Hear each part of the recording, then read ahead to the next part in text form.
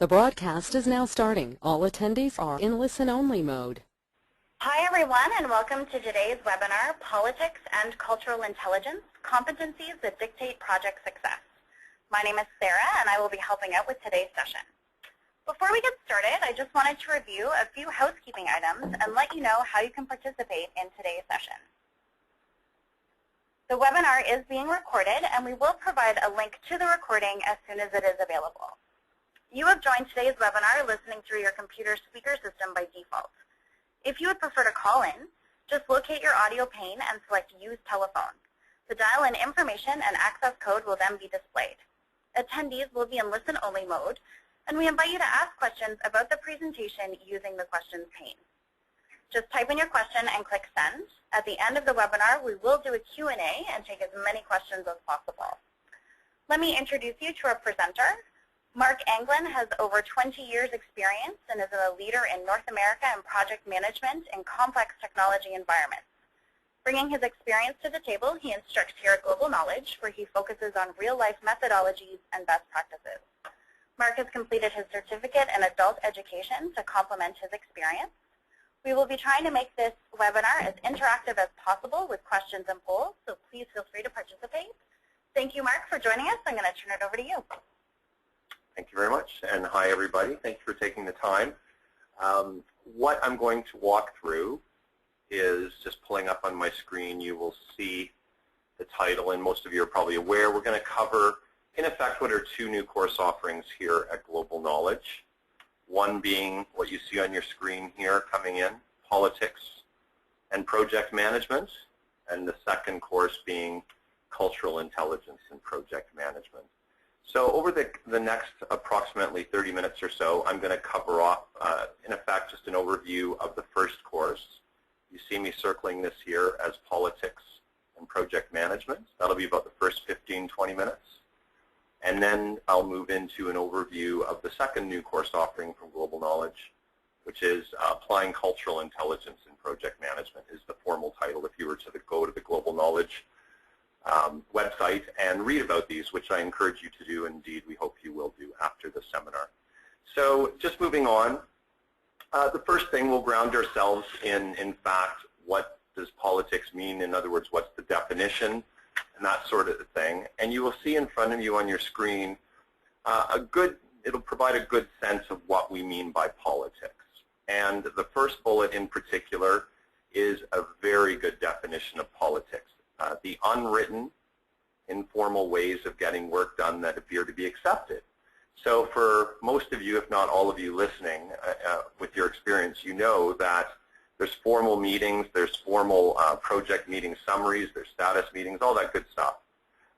But it's how the work gets done sometimes is invisible to some, and indeed how things get done sometimes we look at it and go, how did that get done so fast when it was such a really big issue? We had to escalate an issue.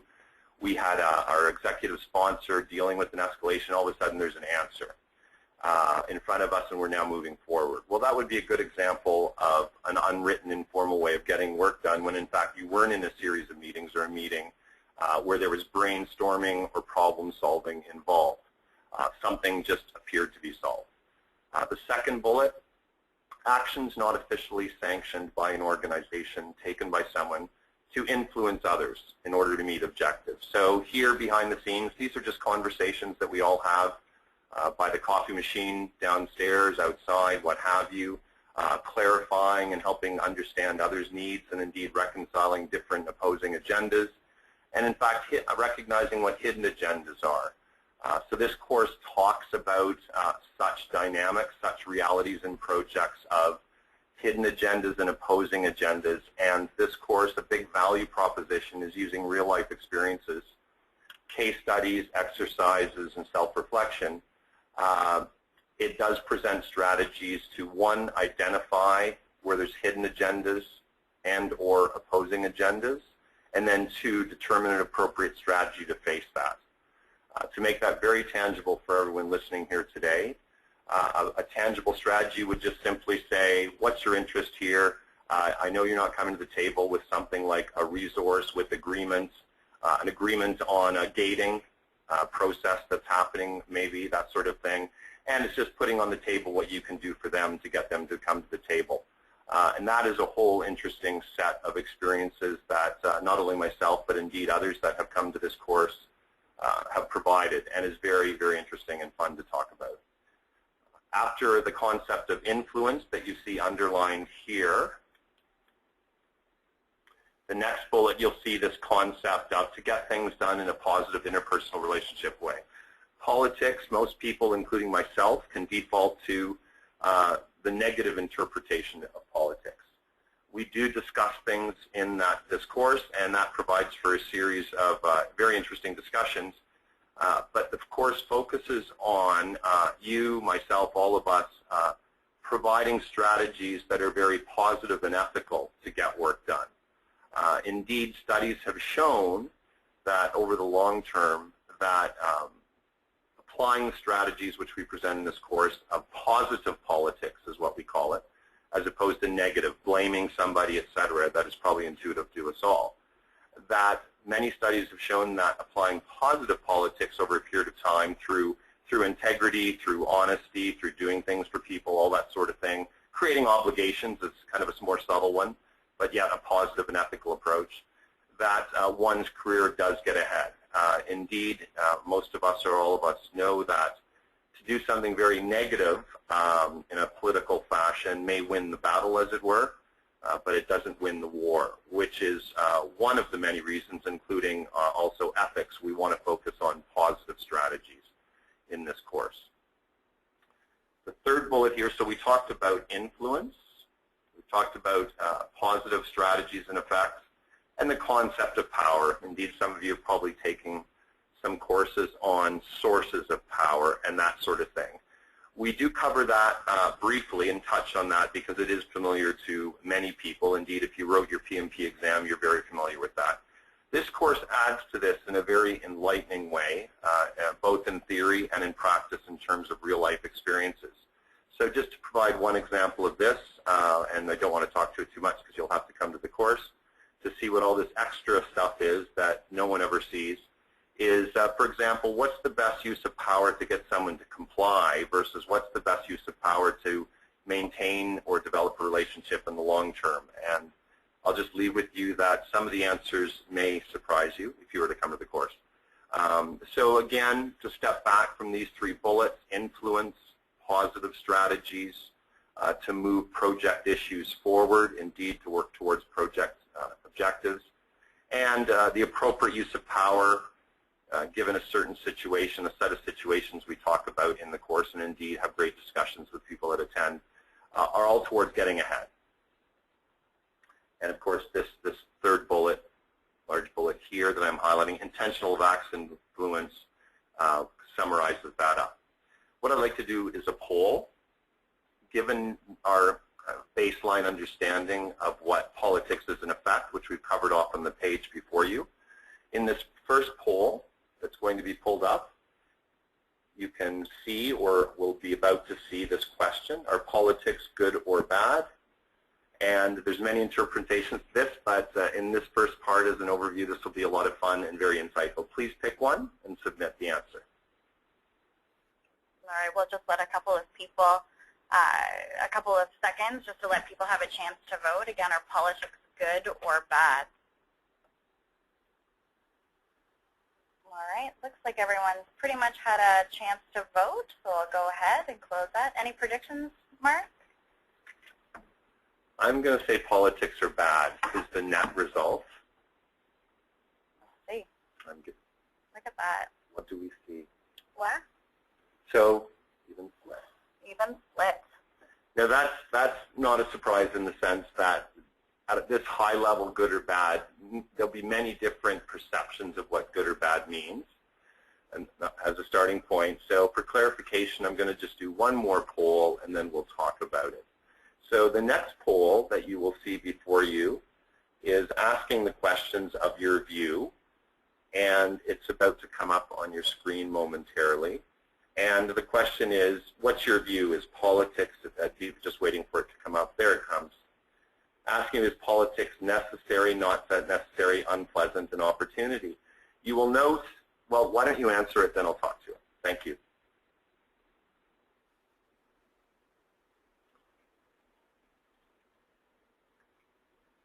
necessary, not necessary, unpleasant, and opportunity. That's very interesting what people are going to think of.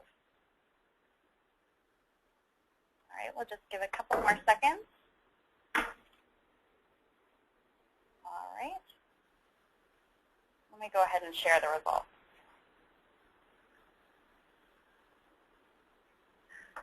So Mark, we have necessary and unpleasant second, and then an opportunity. Wow, that's an interesting result. So an opportunity, as you all can see on your screen, seems to win the day a little bit over two others, necessary and unpleasant. If we step back from the first poll we took and matrix it against this poll, if you will, have a matrix, you'll see there's some interesting combinations that we're just going to touch on, but we'll save to the class. So people may think politics is bad, for example, but they might think nevertheless that politics is an opportunity. It may be, or they might think politics is bad, which was the first poll, but they might think politics is necessary. So one can be an attitude or a way we feel about something, but is not necessarily contradictory to the fact we feel, hey, it has to be done, because these are the realities we face. So in fact, these results are consistent with which one would expect. All right. So now I'll just move on, and thank you all very much for doing that. And if you were in the class, we definitely hear, and we've heard from people from all levels of very interesting corporations, both public and private, fascinating scenarios that they present us with, and usually this provides for a very interesting and indeed insightful and good learning discussion. Having said that, I'm going to move on to this next slide, and this is just a brief synopsis of the discussion that would flow from those first two polls if we were in the classroom for a day. And I quoted one of the many studies out there. You'll see this source, Ferris. Ferris, the studies, by the way, have been done relatively recently. They're not grounded in the old world, 1950s, 60s, kind of organizational behavior type of world. So for any of you HR people out there, or if you're not in HR, a lot of times in business school they study organizational behavior from all the old, I shouldn't say outdated, but maybe not evolved theories.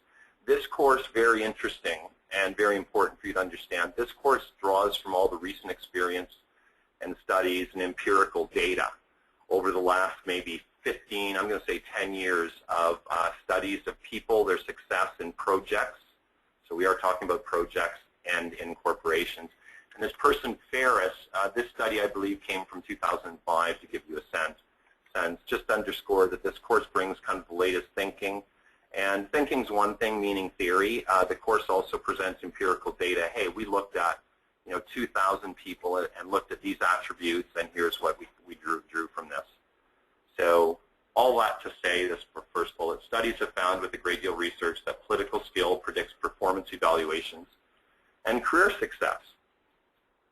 Now, some of you, I would bet $1, are probably thinking that, yeah, that makes a lot of sense, that political skill predicts performance evaluation, because there's two types of performance evaluations as a general rule that you have seen likely, and one is very objective, tends to be quantitative to the degree an evaluation can be quantitative, and relatively arm's length. And then there's a factor, be it very small or significantly larger, where someone at the end of a year just kind of writes down an evaluation that reflects one's political relationship, where, by the way, that does not have to be a negative thing, but it is a reality. So what this course does, if we step back from such statement and what we've talked about to this point, this course talks about the reality of projects and projects in the organization. So, and the second bullet here is coming from, it doesn't say, but it comes from Henry Kissinger. This second bullet here, we're Canadian, so I'm not going to talk about this, but nevertheless, the statement, famous statement from Henry Kissinger is relevant today as it was when he made it, and indeed, given a powerful position, he was Secretary of State, for those of you who don't know what Henry Kissinger did for a living. And as a very powerful man, he still, like the President Obama we're seeing right now, or indeed any powerful figure, can't get work done without getting people on side. So this talks about, in project management, how to get people on side, how to get decisions made in your favor, how to deal with resource contention, all within a very positive and ethical way. So now I'm going to go to the next slide.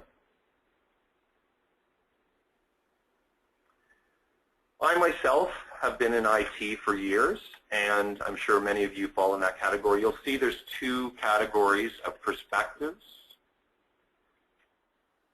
And these are perspectives on how decisions are made. So when I say rationale, how decisions are made through a rational approach. We're typically rational approach, not rationale. Rational approach means this left side. IT people, we tend to be more analytical. Indeed, the way we're schooled in our education.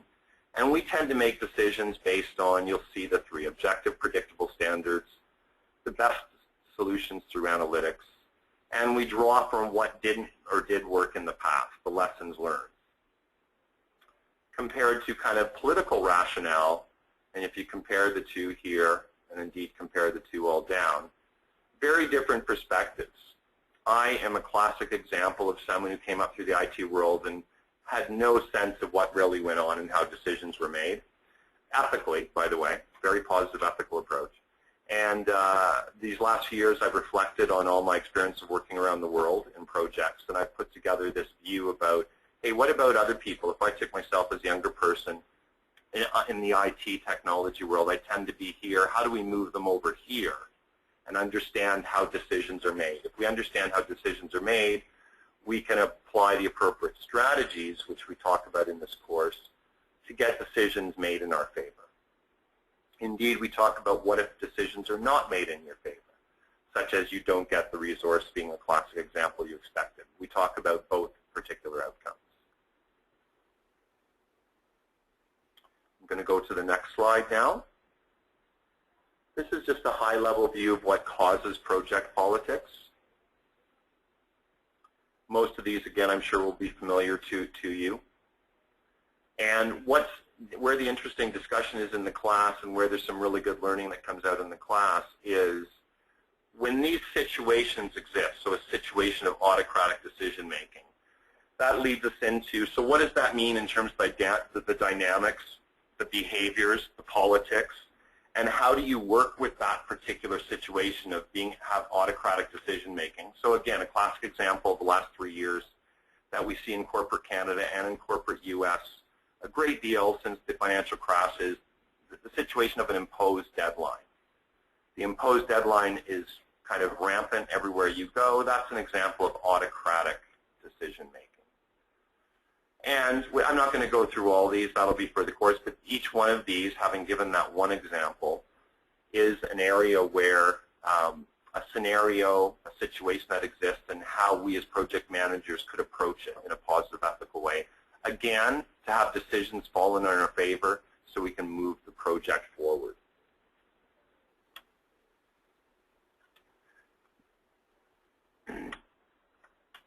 This is another area of the course.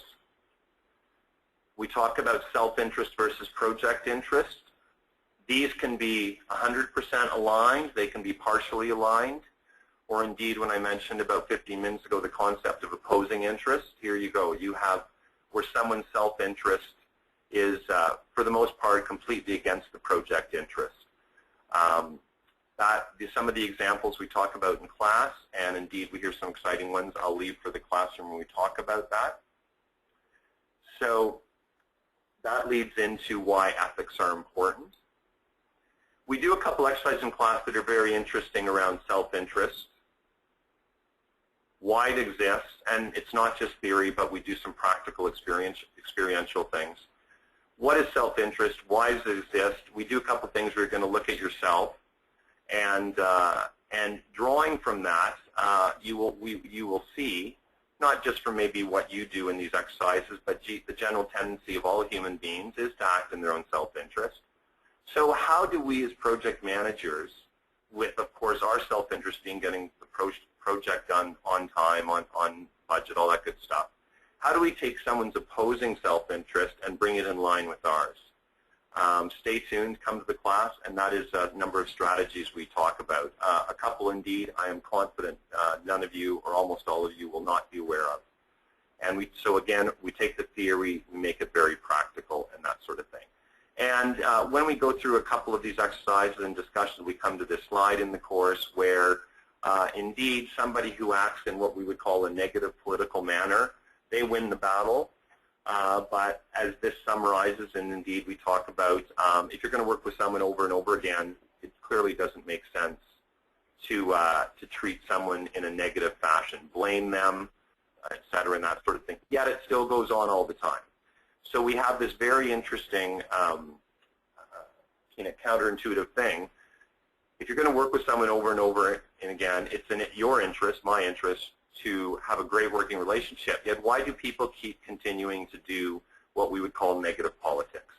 So that's something we look at in the course and indeed try to figure out, can we work with this person? This course recognizes a great reality. That great reality is the following. Some people we may be able to get on side, but we do talk about in this course, what about those people who just don't play ball? They exist. I've yet to find a course throughout North America that talks about, for those people that just don't play ball, that influencing tactics, for example, don't work, what are the strategies then? So that's something we talk about, which is a very real-world thing, as you know. So we talk about that. I am going to do one more poll. For all of you, I've certainly talked more than enough. Poll number 4, you're just going to see it come up. The poll is going to ask momentarily, which is most effective in meeting project objectives? Here we go. Thank you. So if you could take a minute and choose one. Thank you very much. Just want to remind everyone, if you have any questions, just to ask your question in the questions pane, and we will answer as many as we possibly can at the end. If we don't get a chance, we will follow up with you and answer your question. So right now we're doing a poll, which is the most effective in meeting project objectives, mitigating conflict, getting people to do things for you, getting items on and off agendas, and getting fast access to decision makers. It'd be hard to choose, so by that. I have an idea, though. All right, we'll give everyone a couple seconds. Go ahead and close. All right. You should see the answers there. Mitigating conflict and get fast access to decision makers are our top 2. We have some very experienced people on this course. But I'm just going to leave it at that. Very interesting and lots to discuss here. This is fascinating. So we will delve into the results of this in the course, as well as combine it with actual empirical studies. For those of you who don't know what an empirical study is, it looks at actual data, dynamics, and results mathematically and what happens in the real world and draws conclusions from that. So thank you very much for that. And then here on your screen, positive politics. The people that come to this course do an exercise on what are positive politics. And I asked them to list 8 things, and some people struggle to have 8, others don't struggle, and then I asked them to list another 8. A lot of people struggle with this. And the learning point here is that there are a great number of strategies, tactics, if you will, that we all can use that are very positive, very ethical, leave a good taste in people's mouths, that we can use to move our project forward. So to a number of people here, there'll be a number, I'm confident, enlightening strategies and tactics that we will present. It's not your classic influencing, so some of you go, oh, he's talking about influencing.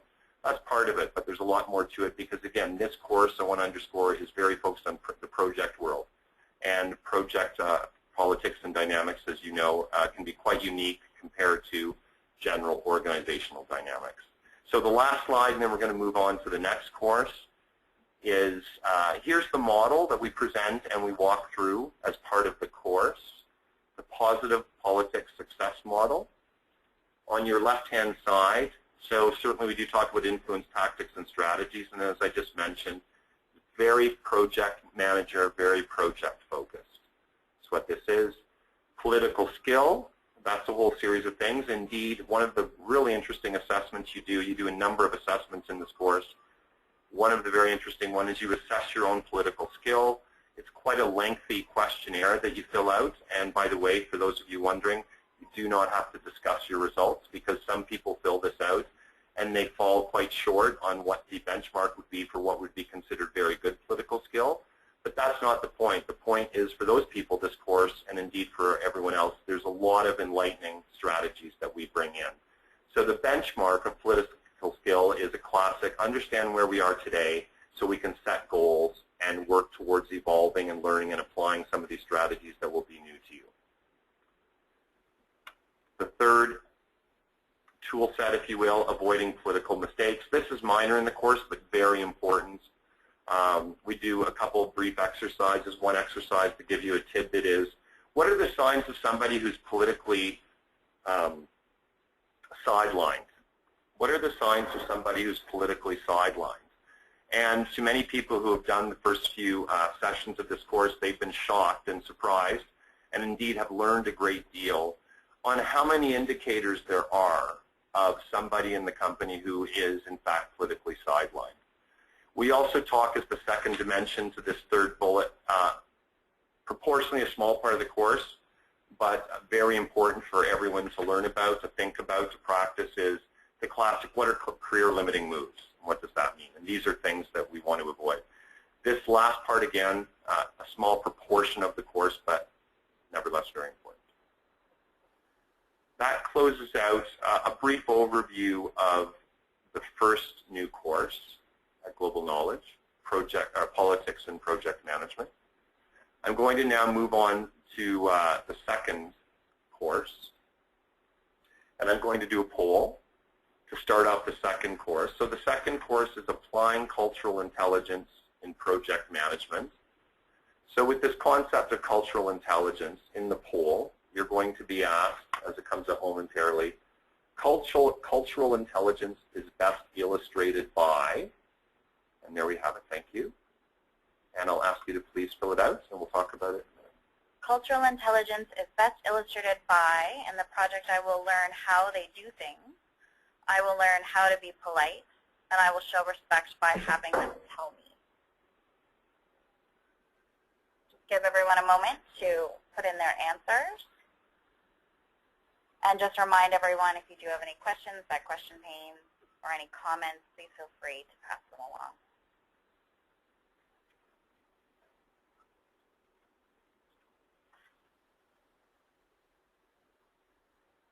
All right, give me a minute.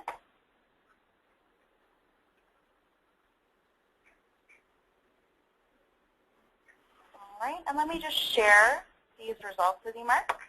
Thank you very much. Well done. I think most people saw how the second and third, in effect, roll into the first.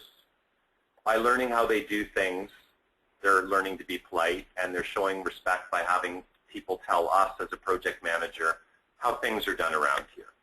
And indeed, that is a classic definition of cultural intelligence. So to draw that a little more, here's the model. This is the model that's discussed through this one-day course.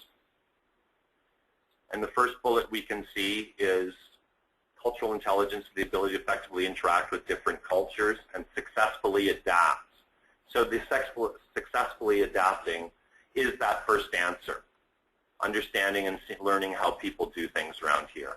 And by doing that, which is the opposite, by the way, of imposing our view on others, as all of us would know, having a view imposed on us, at least without any explanation, at least with any objective, logical view of why such an analytical or a certain approach might be imposed on us, would cause some resentment. And indeed, in working with other cultures, we want to avoid that sort of thing. I do want to emphasize this word culture. Culture does not have to be ethnic differences, although indeed that's part of it. Culture, the more overriding definition, is the one that we just talked to in what 73% of you answered correctly. Culture is defined as the way we do things around here. So a good example would be if I'm with a startup, which I was, working in a very small startup with 40 people is a very different culture than coming to a large corporate environment where it's literally could be tens of thousands of people in that environment. those would be two very different cultures on how things are done. And if we look at these components, the course, as part of this course, this is not the entire course for the day, but indeed the final third of this course investigates these four aspects. This includes doing an assessment of each one if you were to attend, what your inventory would be on self-awareness, what your inventory would be on knowledge about different cultures, what your inventory would be on cultural consciousness, what your inventory would be on adaptive skills. And again, understanding where we are as a benchmark is then the first place we want to be for improvement, understanding what we can do to better ourselves. And indeed, one of the key messages for both these courses in politics and cultural intelligence, sustainability. It's not something we can fix in a day. But these are tools you can absolutely take away, and they require practice. And we have one more poll here. It's just going to come up on your screen momentarily. And the poll is going to ask, failures in merging companies are primarily because, thank you. Incompatible cultures, unable to implement change, synergy overestimated, and clash of management styles. Merging companies are primarily because failures. Just give everyone a moment to answer those.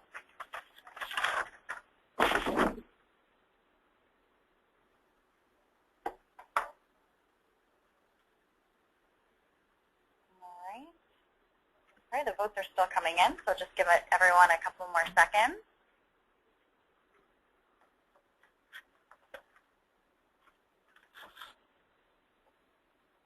All right, let me just close that off and we'll share the results.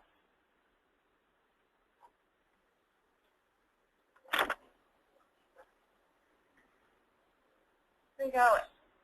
Incompatible cultures, 39%. Thank you. So what the empirical data has shown, so this one study, one was from Forbes magazine, just to give you a sense of where the source is. One of the sources for this Forbes magazine, I'm sure you all know that. Very well done. A lot of people here knew that incompatible cultures. What some people may have missed, and indeed we're here to learn, myself included, unable to implement change, the second one, is a dimension of a cultural issue. So it is distinct and separate from incompatible cultures, but unable to implement change is typically a result of cultural barriers, cultural issues. The third one, synergy overestimated, that's not related. That tends to be just more the strategic people of the corporation and the business and strategy, so that's not related. The fourth one is, again, distinct and different than the first two. The clash of management styles is absolutely an issue of culture, and we go back to our core definition that many of you knew. It's culture being how we do things around here. So clash of management styles, and we do talk about this in the course as well. Learn from a couple studies and have a couple tool sets for you to walk away with. And this is just, I'm looking at the study here that I present, and I've summarized that verbally. And in the interest of time, I'm just going to move on. We have one more poll. This is the last poll for the day, and very much appreciating what you've done. Would love it if you could do this poll. Thank you. So the relative success of a project manager in managing a global implementation can be predicted, yes or no?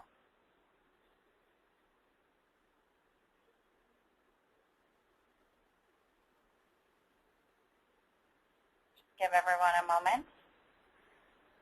Last chance to answer your questions coming up. So if you do have any questions, please make sure just to type them in the questions pane in your GoToWebinar, GoToMeeting platform.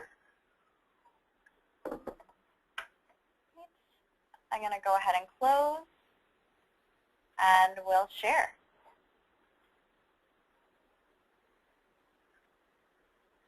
Mark, we have yes, 63, no, 37. Yeah. Is that what you expected? Yeah. Well, I didn't know what to expect from what their view would be, but we clearly have a lot of experienced people here because the answer is, for the most part, yes. And what's coming to the fore and what's interesting, one of the things we talk about this course, you will learn about and get insight into are the tool sets what large multinational corporations are using to select project managers for global implementations, focusing on the cultural dimension.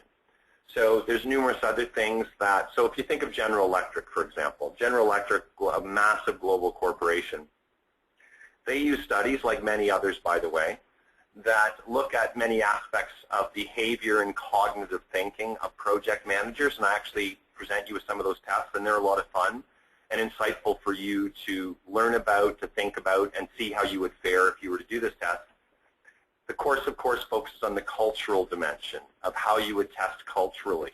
And there's numerous tests that are categorized as behavioral and cultural that look to predict you or me in terms of our ability to manage a global implementation.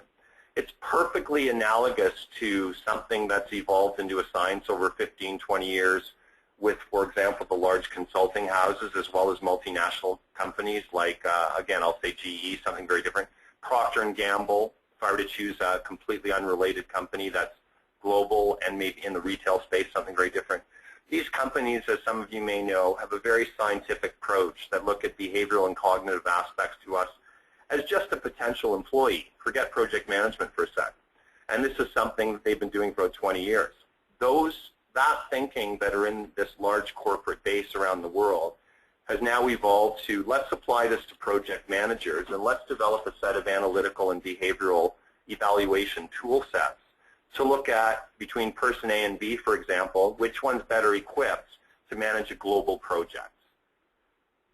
So that's what that is. So that really concludes the two overviews of the two courses. In summary, on your screen you will see here are the two new courses with the particular code.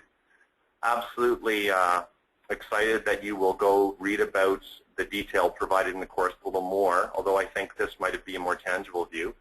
And thank you very much. I very much appreciate your time. I know there's some really new and exciting thinking here for you that will help you, and I'm going to pass it back.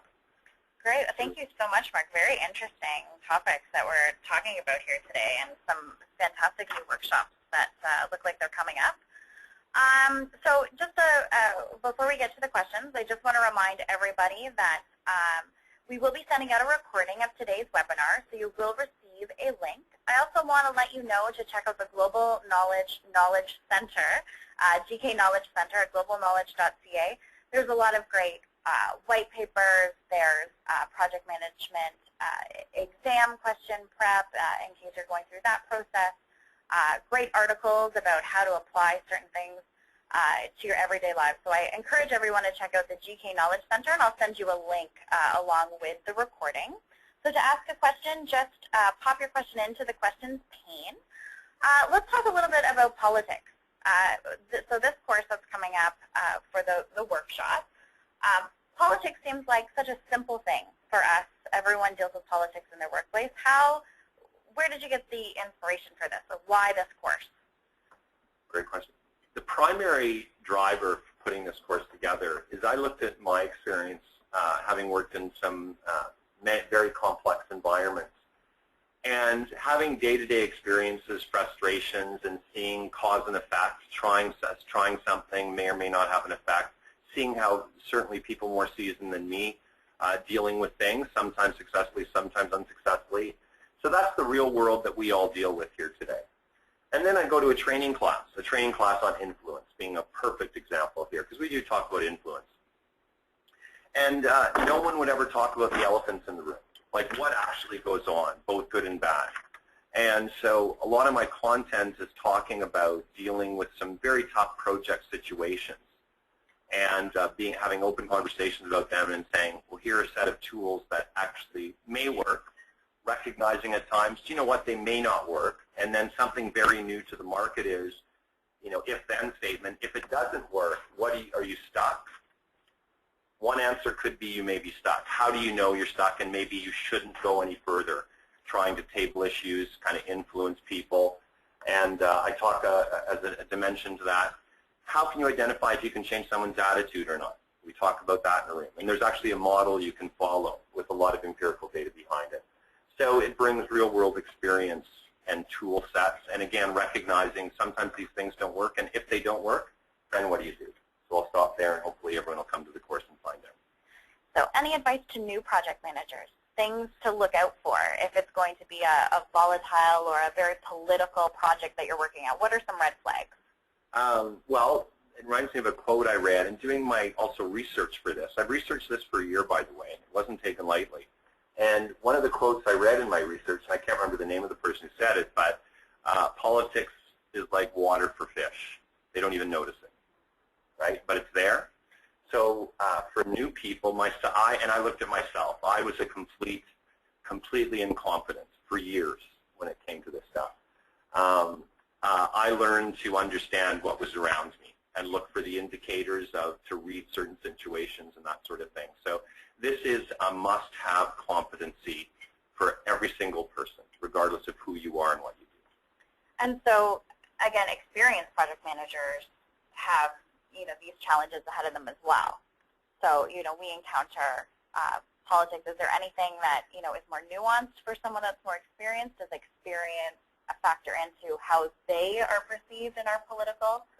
Well, it's interesting because a couple of the polls, one in particular, it was 73%. It showed that a lot of people understood this. So, and that's absolutely a key competency. But that doesn't mean that these people, myself included, know what to do next. You may perceive something, but you know how to. I can tell Wayne Gretzky how to take a slap shot, but could I take a slap shot as good as him? Well, no, I couldn't. So how do you become a Wayne Gretzky of politics, right? We can observe what to do, but in this course, if you were to be true to yourself and challenge yourself, and we talk about a strategy, are you good at it? You say, yeah, I knew how to do that, but can you really do it? So I do challenge people to go, so walk me through it then, right? If you say, yeah, this is what I would do, walk me through it. And we look at minefields, like mines you'll fall on, and indeed, I have no doubt, given the audience, that there's a number of people who just know this well. I do have a great deal of confidence that I can provide insight onto some of the minds that when they enact certain strategies, what could happen. That could be new stuff. So what are the factors, why don't people know that politics is there? Why do people have a blind eye that there are sometimes politics involved and they, mechanically go through their project? Are there situations like this? I think almost everyone knows politics exists, even very young people out of school. They know it's there. The question, there's a couple questions. It's a matrix structure. Do I want to deal with politics or not? Right? And there's a series of outcomes we can talk about there. In the larger corporations, per the polls, I think people know that we have to deal with it. So then the next question becomes, how do I deal with it? And the next question then becomes, am I equipped with the capabilities to deal with it? So if you ever see anyone, just to make that tangible now, so that's the logic tree, everyone. I just kind of gave a logic tree. If you were to, if you ever see anyone emotional when talking to someone on an issue, they would be considered politically young. I mean, this concept of, we call some executives, many executives are robots. Some people see that as a negative thing. Well, if we were to look at just the political dimension of that, what's very positive about that, they're certainly not being unethical or negative. They completely hide what they really think.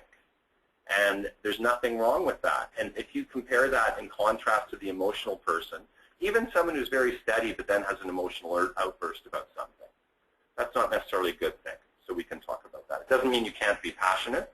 You can absolutely be passionate, and we talk about the various permutations and combinations of that. All right.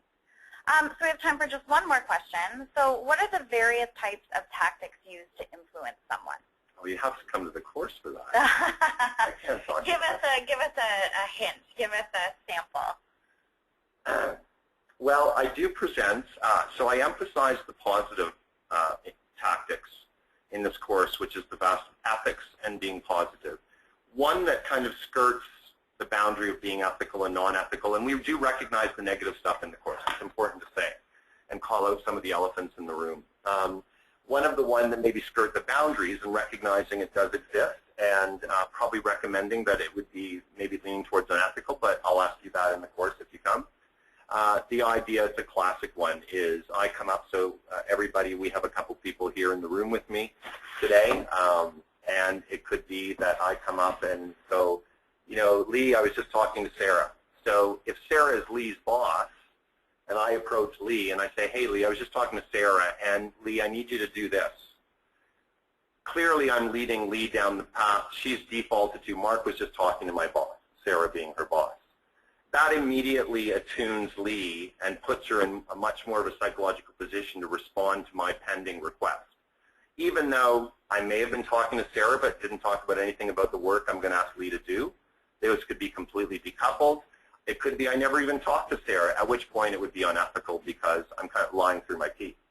But I'm setting Lee up to psychologically be completely open to what I'm about to ask her to do. All sorts of tactics like this. There's some on the negative side. Again, we stress the positive. There's some really good ones that people do. So there would be one example. So the power of influence. The power of influence. The power, yeah, and influence is generic, and it's a key statement as a concept. You're right. That's the foundational thing. It's the real-life examples and the things we do and that sort of thing that are really interesting in the course. So executives are good at this, as well as kind of generally at the director level. At the director level, both executives and at the director level are very good if they're new to us. They're maybe more senior than us. They're professionals at doing quick little hits on assessing our capabilities. So if you were to think that all of us here, maybe roughly 100 or so, all work together and we all have one boss, well, a new boss has to come in and figure out who's who, who's capable, who's maybe not so capable. They do little tricks that we maybe, certainly I was, unaware that they do. An example of that trick would be they could ask us to do something that is very, very minuscule. Mark, can you just run away and just put together this set of numbers and bring it back to me? And they may provide context, they may not. You're thinking, this has nothing to do with what I do for a living every day here. And what they're concerned are two aspects. They're concerned with how quickly you turn it around without giving you any direction. They want to see your motivation. So we talk about motivation and ability are two prongs on how executives look at us and choosing us to be a project manager. I have not mentioned that till now, but there's a perfect example of some very new material that I bring into the course. And they're looking for the quality of what you bring back. So motivation and ability is a model that executives, in that regard, that's Executive School 101, on how they look at us when they ask us to do things, how they look at us to evaluate our ability to be potentially leading a project, et cetera. So I'll stop there. You know, many aspects we can talk about. Thank you so much, Mark. This has been fantastic, and we've had a lot of great questions and a lot of great interactions, so I really appreciate you taking the time to talk with us today. Thank you. Thank you very much. Thank you to everyone who came. I appreciate it. All right, everyone, the webinar is now closed. Look for an email with a link to the recording, as well as some great tips and tricks for project managers found on GK Knowledge Center. Thank you. You can now disconnect.